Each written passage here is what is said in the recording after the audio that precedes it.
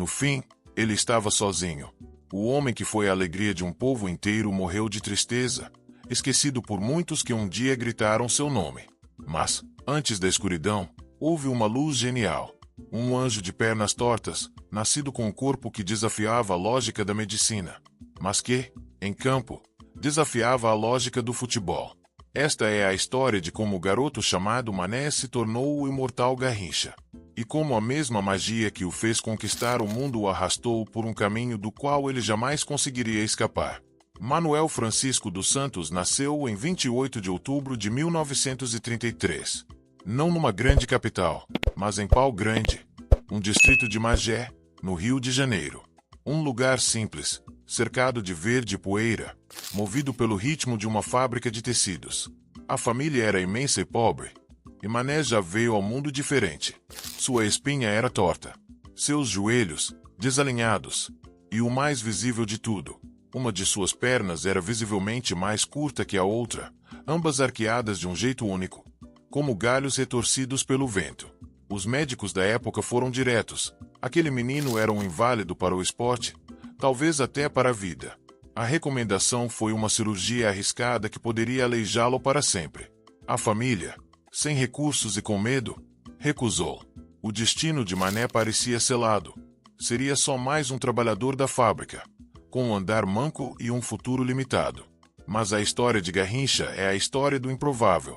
No meio daquela infância dura, sua irmã Rosa achou o jeito agitado do menino parecido com o de um passarinho pequeno e rápido da região, o Garrincha. O apelido pegou. Mal sabiam eles que aquele nome, de um pássaro comum, se tornaria sinônimo de genialidade. Onde a medicina via um defeito, Mané encontrou um domingo aquelas pernas tortas, que deveriam desequilibrá-lo, viraram uma arma para desequilibrar os outros. Em vez de se arrastar, ele dançava. Suas arrancadas súbitas, suas paradas bruscas e seus dribles curtos e imprevisíveis nasceram daquela imperfeição. Ele não jogava futebol, ele brincava. E nas peladas de rua e nos campos de terra da fábrica, o garoto franzino se transformava na pura alegria. Aos 14 anos, começou a jogar no time da fábrica, mas o medo de que os zagueiros o machucassem o deixava no banco. Cansado de esperar, foi tentar a sorte nos grandes clubes do Rio.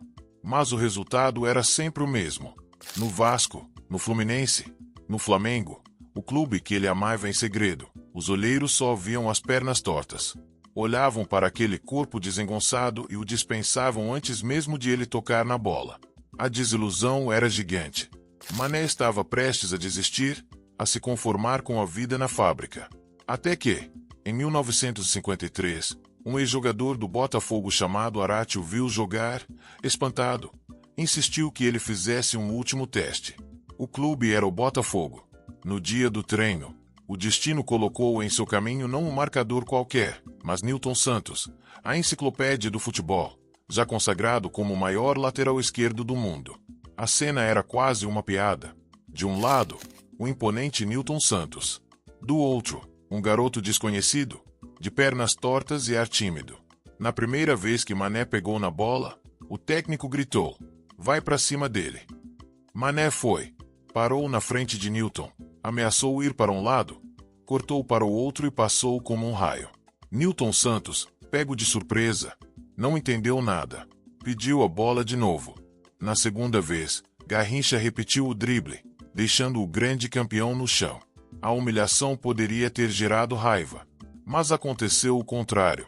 Nilton Santos levantou, foi direto à diretoria do Botafogo e o recado foi claro: "Se esse sujeito for para outro time, eu não durmo mais. Contratem esse maluco agora. É melhor ter ele no nosso time do que jogar contra ele." Naquele dia, o menino Mané, de Pau Grande, começou a morrer. E o imortal Garrincha, o anjo das pernas tortas, nasceu para o mundo. A chegada de Garrincha ao Botafogo foi uma explosão de anarquia e criatividade. Ele não se encaixava em esquema tático nenhum. Ele era o próprio esquema. Ao lado de gênios como Didi, Zagallo e o próprio Nilton Santos, formou um dos maiores times da história do clube, conquistando títulos, e mais importante, encantando o Brasil. O prazer de ver sua arte era tão grande que superava qualquer rivalidade. Ele era, como definiu o dramaturgo Nelson Rodrigues, a alegria do povo. Seu futebol era pura molecagem. Tinha mais prazer em driblar do que em fazer o gol. Parava na frente do marcador, esperava, ameaçava, e todo mundo no estádio sabia o que ele ia fazer. Cortar para a direita. O marcador sabia. E, mesmo assim, caía. Era um ritual que levava a torcida ao delírio e que ajudou a popularizar para sempre o grito de olé nos estádios. Em 1955, a camisa da seleção brasileira o encontrou. E o mundo começou a ouvir falar de um ponta-direita brasileiro com pernas tortas que fazia o impossível. Na Copa do Mundo de 1958, na Suécia, o Brasil tinha um plano e uma arma secreta de 17 anos chamada Pelé. Mas o elemento do caos, a faísca que incendiou a campanha, foi Garrincha.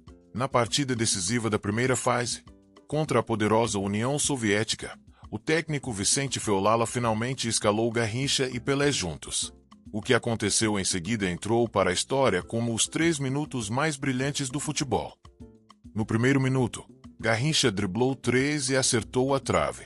No minuto seguinte, fez outra jogada genial que Pelé também carimbou na trave. No terceiro, ele serviu Vavá para abrir o placar. A defesa russa foi desintegrada. Com Garrincha e Pelé em campo, a seleção brasileira simplesmente jamais perdeu uma partida. O mundo estava encantado. Mas em 1958 foi sua apresentação ao planeta. A Copa de 1962, no Chile, seria sua obra-prima. O Brasil chegou como favorito. Mas, logo no segundo jogo, a tragédia. Pelé se machuca e está fora da Copa. Um pânico silencioso tomou conta do país. Quem poderia carregar a nação nas costas? A resposta estava nas pernas tortas do camisa 7.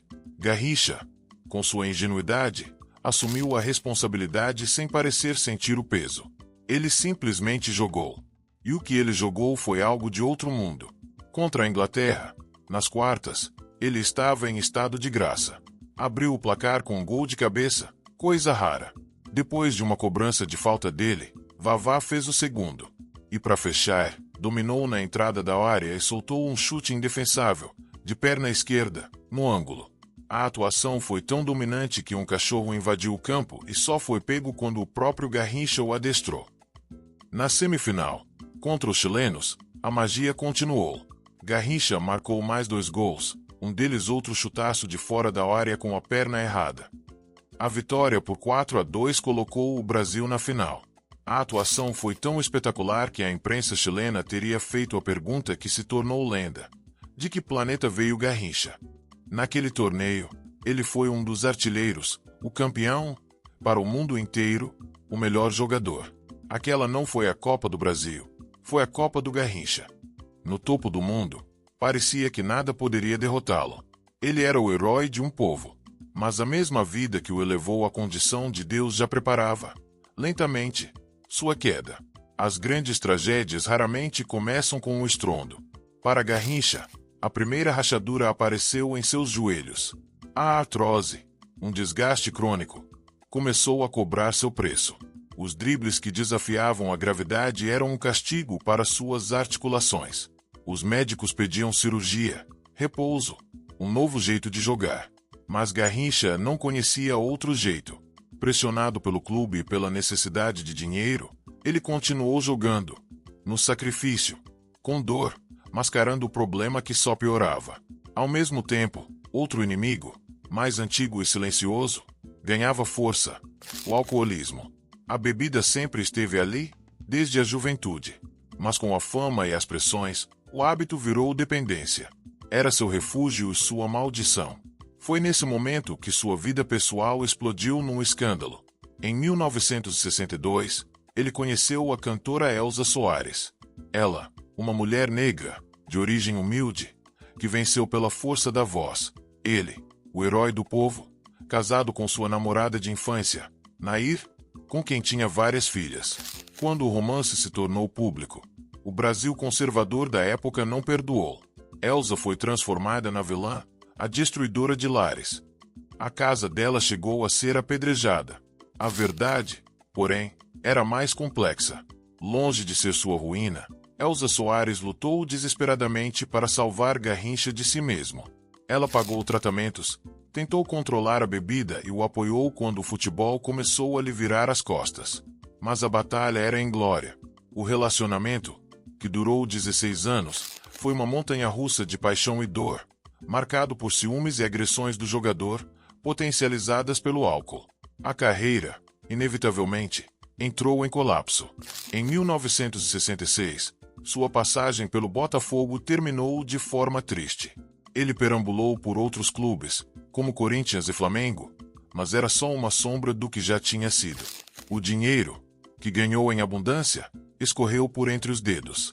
Contratos mal feitos, negócios ruins e uma generosidade ingênua fizeram sua fortuna desaparecer.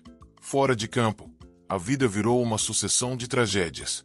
Em 1969, dirigindo alcoolizado, sofreu um acidente de carro que matou a mãe de Elsa. O episódio o afundou ainda mais na depressão e na culpa.